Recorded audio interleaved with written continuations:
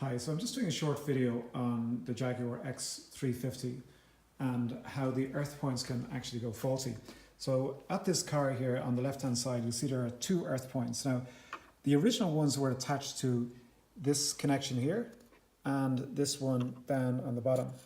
Now basically what happens is that they get very corroded, and in fact if you put a spanner on those and turn it, they can actually just snap off, as was the case with my particular one. Now the one here I did quite some time back. I just kind of moved the one from down the end and I moved the wires. I drilled a hole into the chassis and I put a bolt in from the other side. I actually took out this unit here. You just kind of unbolt it and just, you don't have to disconnect the wires or anything, just move it out of your way, and then you get a bolt in on the other side. Now with this particular one, when I did it, you'll notice that this is a fresh one that I did, but the one over here, this was generating a lot of errors on my car. So I had, ABS faults, I had gearbox faults, I had dynamic stability control faults, all coming up on the dashboard, cycling through. And it was just a nightmare, like just to try and work out actually what was wrong with it. So when I came and checked the earth points, it was actually loose, and even in my hand it just broke off. So basically what I did is I just re-established that one. And I noticed as well that sometimes when I was driving along the motorway at night time, that the lights would just go off and then just come back on again. So that indicated to me that there was another issue with the earth points. So I was checking these quite recently. Again, they were very corrosive, and I just put a new one in here. I did on the other side of the car, there is also one that I did as well. Again, just drilling a hole in, I think it was a 6mm drill bit with a, what's it called, something similar in terms of the bolt size. And I just polished it off with a wire brush to make sure that there was no paint or dirt on the actual thing before I connected it. And the quick test was really just, connecting a multimeter to the original earth point and then just touching this, and that just made sure that these were actually, getting earthed. So the earth points more or less go back to the negative on the car battery.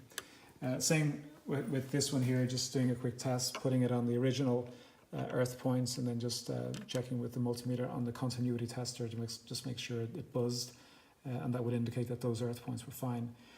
They're better than the original ones that were in there. The original ones, I don't know why, like this, it's known with this car that these just go crazy in terms of corrosion. They just snap off.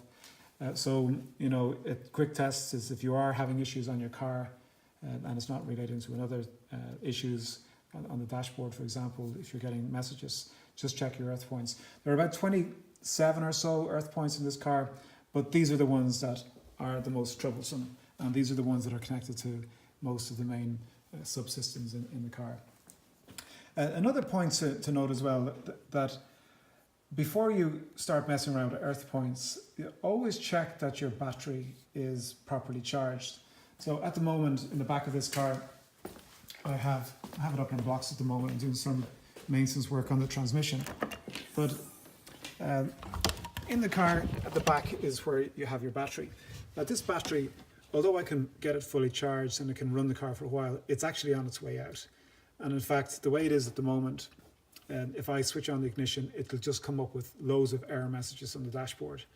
And this just relates to the fact that the battery is just completely destroyed. But it will start the car, but when it gets low, you'll see all sorts of messages coming up on your dashboard. And a quick way around that, I had another battery. It's actually on a tractor that I'm currently restoring at the moment. But I just jumped it against this one here and all those messages disappeared. So don't underestimate the fact that your battery needs to be really well charged before your car can function properly. In fact, with that battery, the first thing that I noticed was that the touchscreen display on it was flashing, and it actually went off. So it just indicated that it was really running out of charge on the battery, because it's been up on blocks for quite some time. But I hope that helps. Remember that the earth points, they're critical for making sure that your systems are all properly grounded. And if there's any corrosion or if there's any disconnection with those, it can be detrimental to your car working. I'm doing some other work on this at the moment. I'm replacing the actual tank, the reserve, or the tank that you fill up your coolant in. I don't know what to call it, the overflow or whatever it is. But anyway, it's on the desk at the moment, and I'm just getting a new one put in. But these sensors, just while I'm here, these can go a little bit dodgy. This was actually what happened in my case.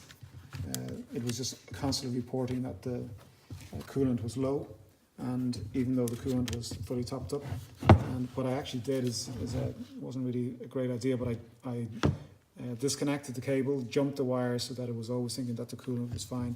But there was actually a problem with the top of my, this is a return hose, and in fact it was broken off and had come disconnected, and the actual car coolant was leaking out all over the place.